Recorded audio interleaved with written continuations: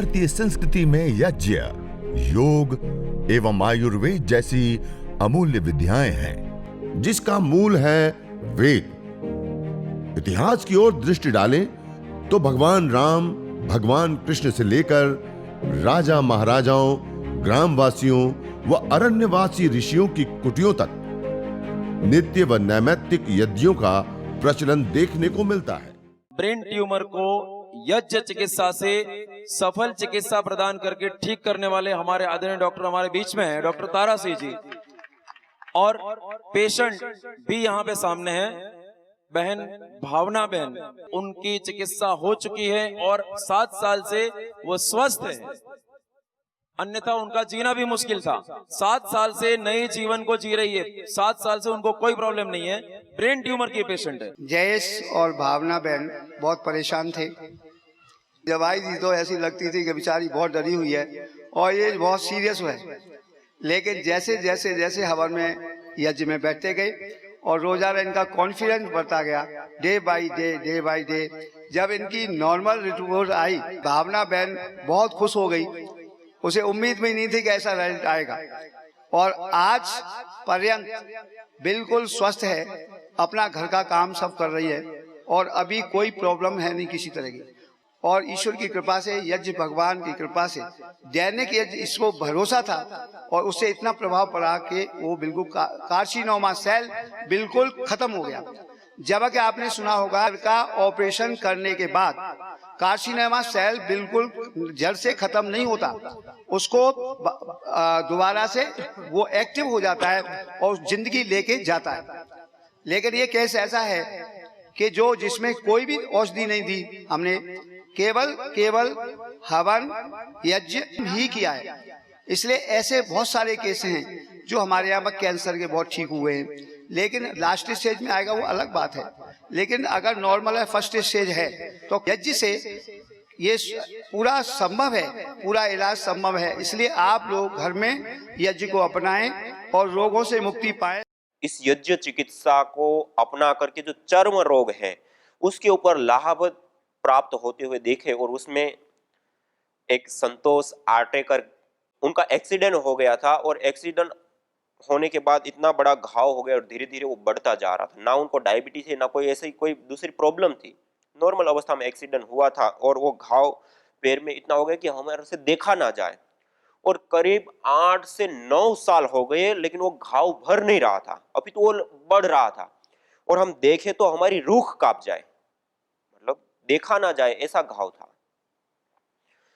और उस अवस्था में उन्होंने यज्ञ चिकित्सा के बारे में जाना, पहचाना, क्योंकि उससे पहले वो 9-10 साल में जितने भी अलग अलग उपचार एलोपैथ आदि चिकित्सा पद्धतियों में किए जाते हैं या होते हैं, लगभग वो सारे के सारे उपचार 9-10 सालों में वो कर चुके। और इससे अतिरिक्त भी उन्होंने कई सारे ऐसे उपचार लिए, उसके बावजूद भी जब उनको विशेष करके लाभ प्राप्त नहीं हुआ, रोगा उसी अवस्था में था, उस समय उन्होंने यज्ञ चिकित्सा को अपनाया। और जब उन्होंने यज्ञ चिकित्सा को अपनाया और उसके बाद जो लाभ उनको प्राप्त हुआ, आप आश्चर्य करेंगे। जो 9 साल बीत चुके थे एक्सीडेंट होने के बाद और वो घाव बढ़ रहा था, वह यज्ञ चिकित्सा और यज्ञ करते समय पैर को उन्होंने खुला रखा।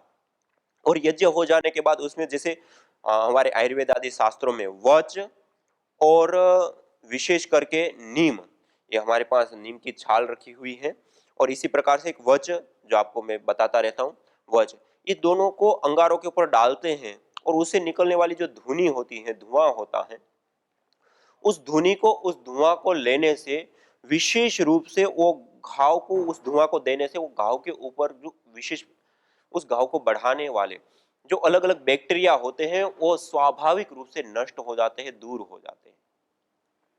यह कार्य यज्ञ चिकित्सा के माध्यम से और कुछ विशेष औषधीय द्रव्यों का प्रयोग करने से सहज रूप से सिद्ध होता है। और वो आश्चर्य की बात है कि जो 9 साल हो चुके थे, जो घाव ठीक नहीं हो रहा था, वो केवल 4 महीने के अंदर उसमें बहुत बड़ा इंप्रूव आ गया।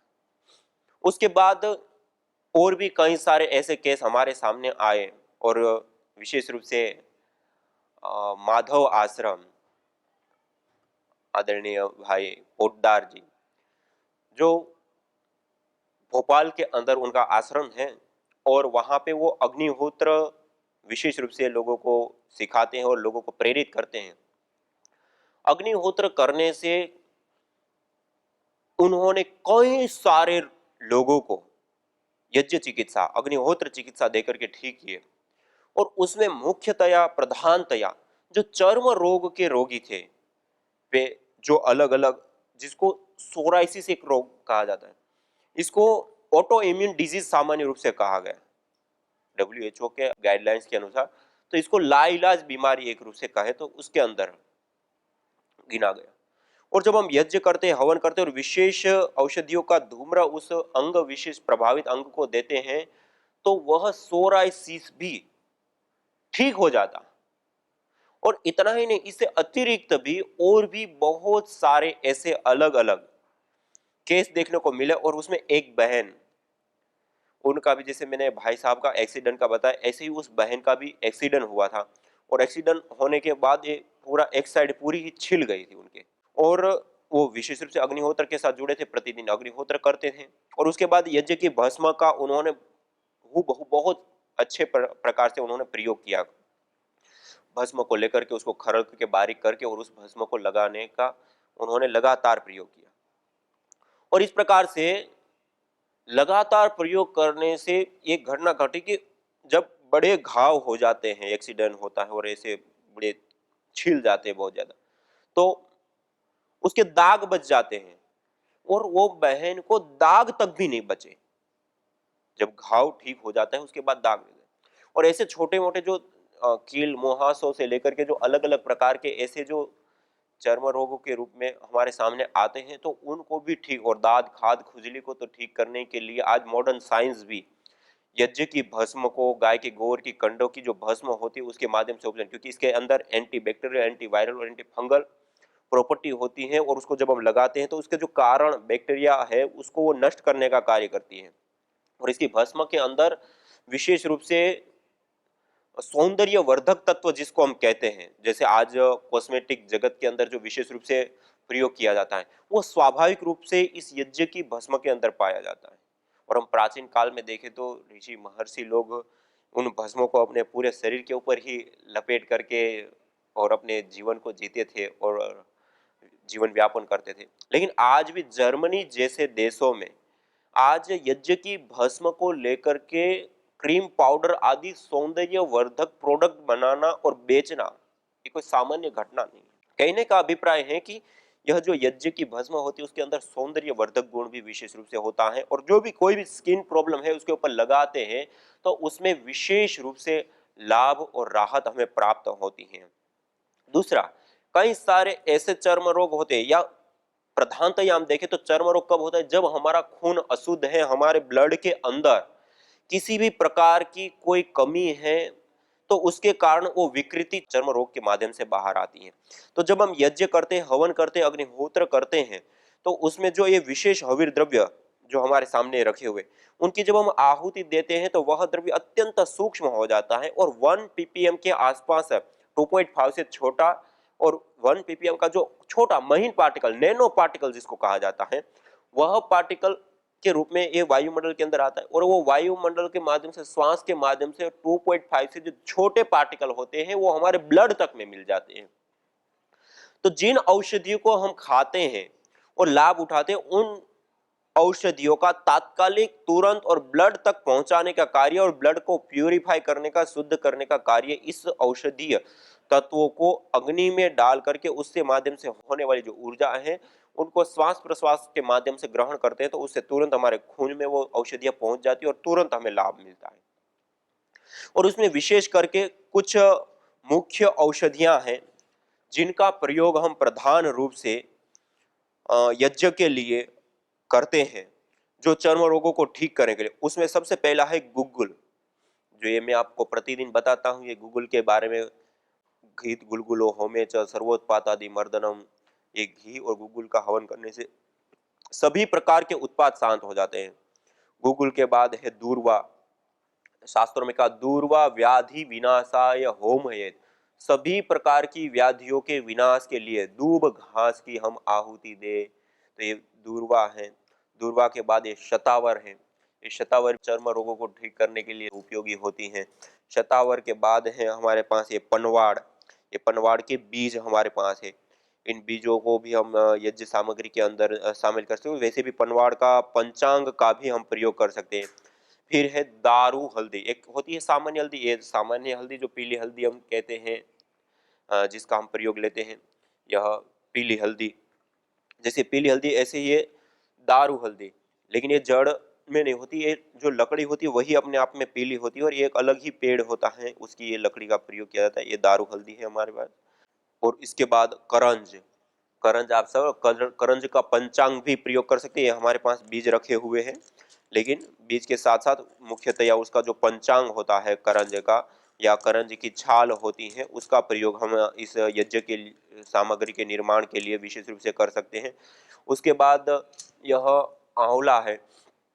आंवले को भी रसायन कहा गया है आयुर्वेद के अंदर, और सभी प्रकार के जो व्याधियां हैं उन व्याधियों को शांत करने के लिए, और सभी प्रकार की व्याधियों को दूर करने के लिए, विशेष करके जो चर्म रोग होते हैं वो खून में जब गर्मी बढ़ जाती है, खून में अशुद्धि बढ़ जाती है, उसके कारण होता है। और ये जो रसायन होते हैं, आंवला का जूस है, आंवल की रसायन जिसको कहते हैं वह है, या फिर ये आंवला, इसका प्रयोग विशेष रूप से चर्म रोगों को ठीक करने अर्थात खून को शुद्ध करने में बहुत ही ज्यादा लाभकारी, हितकारी, उपयोगी होता है। और खून शुद्ध होता है तो उससे सीधा ही हमारे शरीर के अंदर प्रभाव पड़ता है। और आंवला के बाद ये हमारे पास गिलोय रखी हुई है कि ये सबसे बड़ी औषधि के रूप में आज भारत सरकार ने भी इसको राष्ट्रीय औषधि का दर्जा दिया है। और आज परम पूज्य श्रद्धेय स्वामी जी महाराज ने इस गिलोय की महिमा पूरे संसार को जो बताई है, आज पूरा संसार ही इस गिलोय का बहुत ही बड़े प्रधानता से प्रयोग कर रहे हैं, इसका क्वाथ बना करके पीने आदि के रूप से लेकर के।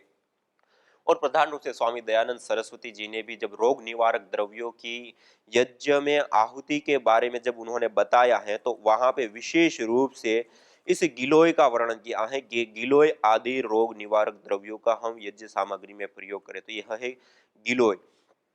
इसके बाद है बाकुची। ये बाकुची एक विशेष औषधि है और इसके बीजों का प्रयोग लेते हैं। ये बाकुची का जो चूर्ण है या बाकुची का बीज सीधा का सीधा, ये वैसे ही हम जब अंगारों के ऊपर डालते हैं, इसकी बहुत ही अच्छी सुरभि भी होती है, सुगंधी भी होती है। लेकिन ये चर्म रोगों को ठीक करने के लिए बाकुची चूर्ण का सेवन करना, बाकुची चूर्ण का लेपन करना और बाकुची चूर्ण से हवन करना, ये सभी ओर से बहुत ही ज्यादा उपयोगी, लाभकारी और हितकारी होता है। तो ये बाकुची के बीज बहुत ही ज्यादा लाभकारी होता है, बहुत ही ज्यादा हितकारी होते हैं, बहुत ही ज्यादा उपयोगी होता है। और चित्र की छाल, बाकुची और चणोठी, इनका बारीक पाउडर बना करके और गौमूत्र के साथ उसको लेप जैसा बना करके, और उसको जैसे सफेद दाग हो जाते हैं, कोढ़ जिसको बोलते हैं, उन सफेद दागों के ऊपर लगाते हैं तो एक थोड़ा सा उठता है। फिर उसको नीम की सड़ी लेकर के उसको फोड़ करके नीम का तेल लगा दे, फिर दूसरे दिन फिर वापस ऐसे लगा, तीसरे दिन फिर वापस ऐसे लगा। कुछ दिन ऐसे लगाने से जो सफेद दाग हो जाते, पूरे शरीर सफेद हो जाते लोगों के, उस रोग से भी इस प्रकार से निजात पाई जा सकती है। और इसी प्रकार ये बाकुची का बीज का हम विशेष रूप से हवन के रूप में भी प्रयोग कर सकते हैं। और उसके बाद है हमारे पास यह बहेड़ा, आंवला, बहेड़ा और हरड़, ये तीनों विशेष रूप से त्रिफला कहा जाता है, त्रिफला चूर्ण, तो उसके अंदर ये प्रयोग होता है। तो ये बहेड़ा का जो फल है उसका गुद्दा है यह, और ये उनकी गुठली है।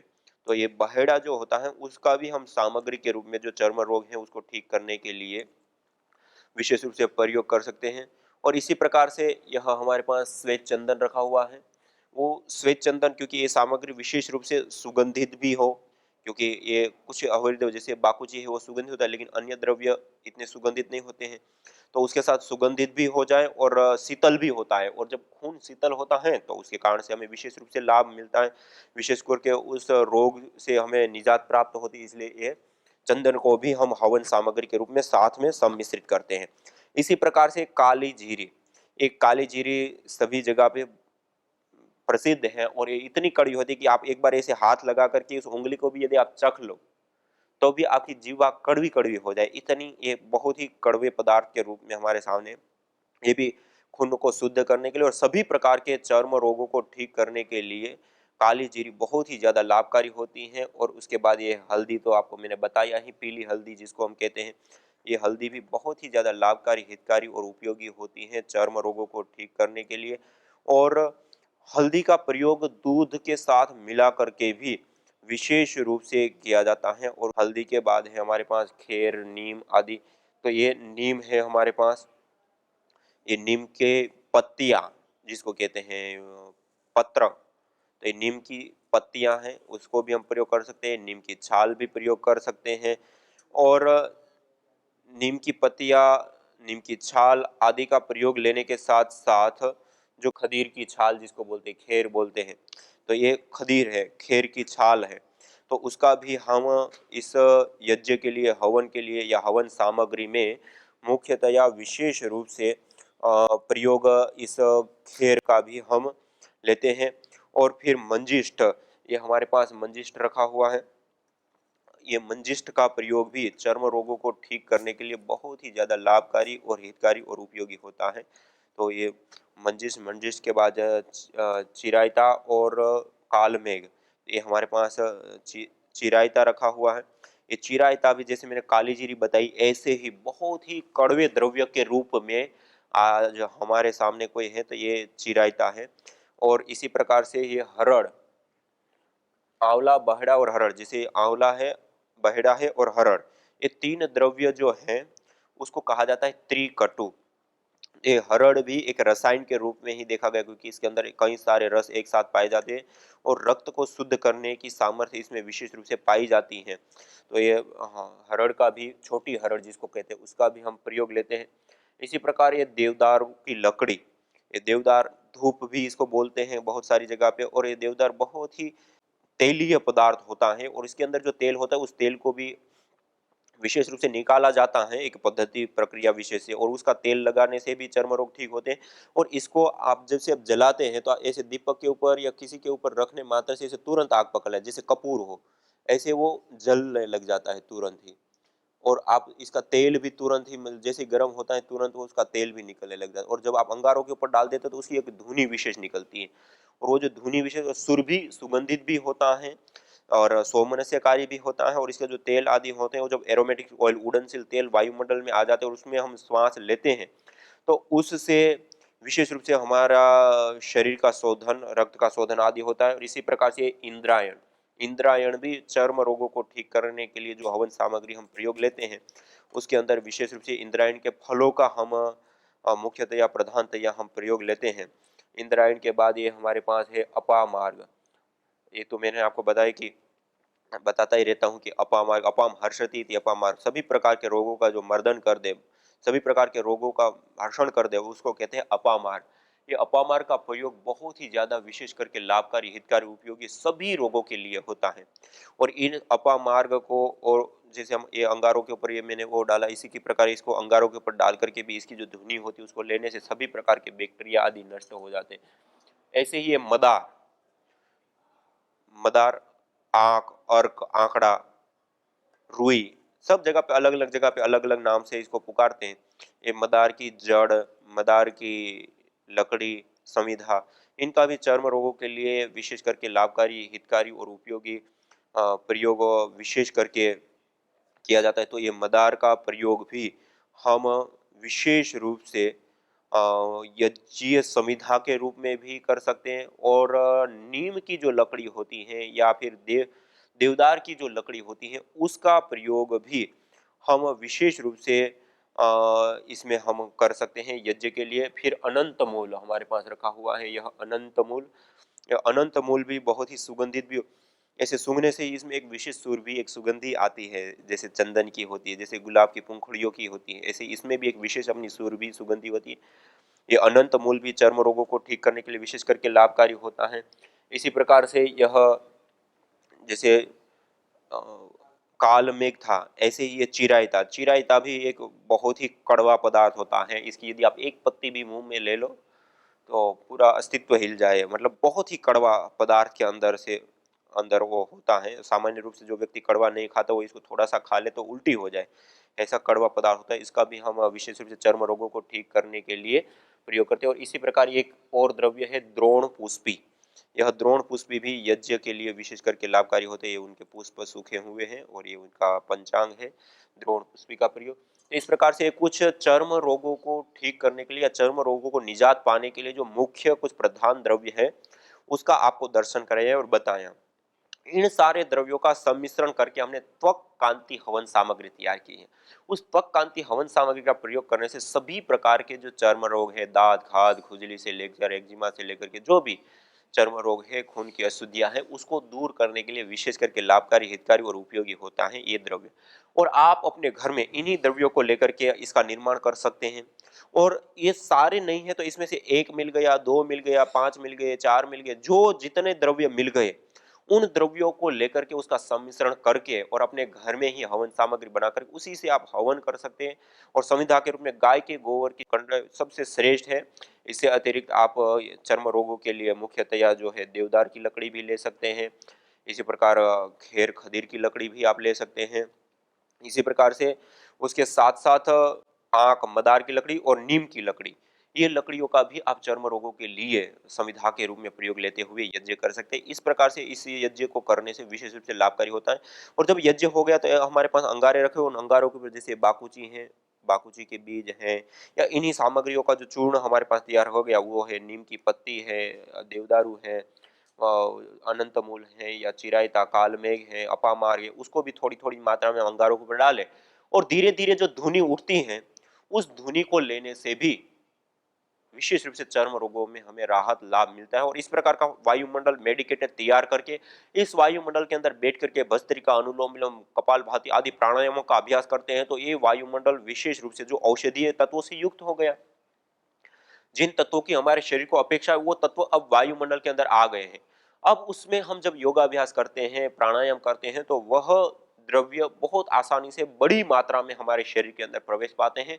और बड़ी मात्रा में जो हमारे शरीर के अंदर प्रवेश पा जाते हैं तो उससे हमें विशेष रूप से आरोग्य लाभ तात्कालिक और बहुत कम समय में ही प्राप्त होता है। तो इस प्रकार से इस यज्ञ को, इस हवन को, इस अग्निहोत्र को हम अपने जीवन में, अपने घर में यदि हम अपनाते हैं तो एक तो सामान्य देव पूजा के लिए है, ईश्वरी शक्ति की आराधना के लिए, उपासना के लिए है, वायुमंडल के शोधन के लिए, रेडिएशन से मुक्ति पाने के लिए, प्रकृति के पोषण के लिए, पुण्य को प्राप्त करने के लिए, आदि आदि तो अनेक लाभ है ही है, आदि आदि अनेक प्रकार की सिद्धियां तो है ही है। लेकिन उसके साथ साथ मुख्यतया प्रधानतया यदि इस यज्ञ को, इस हवन को, इस अग्निहोत्र को यदि आप अपने जीवन में इस रूप में यदि अपनाते हैं चिकित्सा के रूप में, तो सबसे पहले जो रोग हैं उसके निवारण के लिए इसमें से जो भी आपको आवश्यक, अनुकूल या जो उपलब्ध औषधियां हैं, 1, 2, 5, 10 जो भी इसमें से उपलब्ध हो जाए उन सामग्रियों को ले सकते हैं। और उन सामग्रियों को लेकर के उसका सम्मिश्रण करके और कुट करके, जैसे ही हमने सामग्री का चूर्ण बना रखा, इसमें हर सामग्री का सम्मिश्रण करके हमने तैयार करा हुआ है, कूट करके छोटी छोटी मात्रा में, और इसके अंदर थोड़ी सी मात्रा में घी मिला दिया जाता है। और उसके बाद यह हवन सामग्री हमारी तैयार हो जाती है, डब्बा बंद करके सूखी जगह पे हम रख लेते हैं। और प्रतिदिन यज्ञ करते समय थोड़ी सी मात्रा में प्लेट में इस प्रकार से ले ली और जो भी रोग की अवस्था है उसके अनुसार 5 आहुति, 21 आहुति, 108 आहुति, जो भी आवश्यकता के अनुसार आहुति प्रदान करके यज्ञ किया। और उसके बाद उसी स्थान पे बैठ करके आप भस्त्रिका, अनुलोम विलोम, ध्यान, उपासना आदि प्राणायामों का अभ्यास वो सब चीजें करते हैं तो विशेष रूप से वो सूक्ष्म ऊर्जाएं हमारे शरीर के अंदर जाती है और हमारे शरीर के अंदर वो सूक्ष्म ऊर्जा आ जाती है, उसके विशेष रूप से स्वास्थ्य लाभ और आरोग्य लाभ हमें प्राप्त होता है। तो इस प्रकार से हम विशेष रूप से आरोग्य लाभ सिद्ध कर सकते हैं इस यज्ञ के माध्यम से, हवन के माध्यम से, अग्निहोत्र के माध्यम से। और इस यज्ञ के माध्यम से, इस हवन के माध्यम से, अग्निहोत्र के माध्यम से हमने ये चर्म रोग ठीक होना या इस प्रकार के छोटे मोटे रोग ठीक होना तो दूर की बात है, ऐसे जो असाध्य कोटि के रोग हैं जिसको हम लोग ऐसे कहते हैं कि बस अब मतलब जो डॉक्टर लोग हैं, जो बड़े बड़े हॉस्पिटल जो उनको छुट्टी दे कि अब इसमें हम कुछ नहीं कर सकते, आप इसकी जितने दिन सेवा कर सकते हो कर लीजिए, अब इसका कुछ नहीं हो सकता, वैसे रोगियों के कमरे में आप इसी प्रकार से यज्ञ कराइए, हवन कराइए, अग्निहोत्र कराइए। उसकी जो ऊर्जाएं हैं, उसकी जो गैसें हैं, उससे निकलने वाले जो पार्टिकल है, उसका जो प्रभाव उनके तन के ऊपर, उनके मन के ऊपर, उनके पूरे अस्तित्व के ऊपर पड़ेगा, उससे भी वो लोग खड़े हो गए, असाध्य कोटि के रोगों से उनको निजात मिली, मुक्ति मिली। तो आप भी सब इस यज्ञ चिकित्सा, हवन चिकित्सा, अग्निहोत्र चिकित्सा, होमा थेरेपी, जो भी कहो अलग अलग नामों से, बस मूल बात है कि अग्नि के अंदर विशेष आवश्यक द्रव्यों को आहूत करके, उसको नैनो करके, सूक्ष्म करके, गैस फॉर्म में कन्वर्ट करके, पार्टिकल में कन्वर्ट करके, और उसको श्वास प्रश्वास के माध्यम से लेकर के विशेष आरोग्य लाभ प्राप्त करने की ये देवीय विधा विद्या है यज्ञ चिकित्सा। आइए हम सब इस यज्ञ चिकित्सा से जुड़े, हवन चिकित्सा से जुड़े, और अपने तन की चिकित्सा के साथ साथ अपने मन की भी चिकित्सा करें और रोगों से मुक्ति और समाधि से युक्ति पाए। आज इतना ही। यज्ञ भारतीय संस्कृति का मूल है। तो आइए हम संकल्प लें, संसार के श्रेष्ठतम कर्म यज्ञ को अपनाएं। पिंड और ब्रह्मांड में संतुलन कायम करने वाले यज्ञ को अपने जीवन का अभिन्न अंग बनाएं एवं प्रकृति मां के प्रति अपने ऋणों को अदा करें। विश्व स्वास्थ्य का एक नारा, यज्ञ से होगा जग उजियारा। भारतीय संस्कृति की अमूल्य विरासत यज्ञ की महिमा को जानने हेतु वैदिक चैनल पर प्रतिदिन प्रातः एवं सायं 11:30 बजे यज्ञ महिमा कार्यक्रम से जुड़े। विशेष जानकारी हेतु संपर्क करें। मोबाइल 9068565306।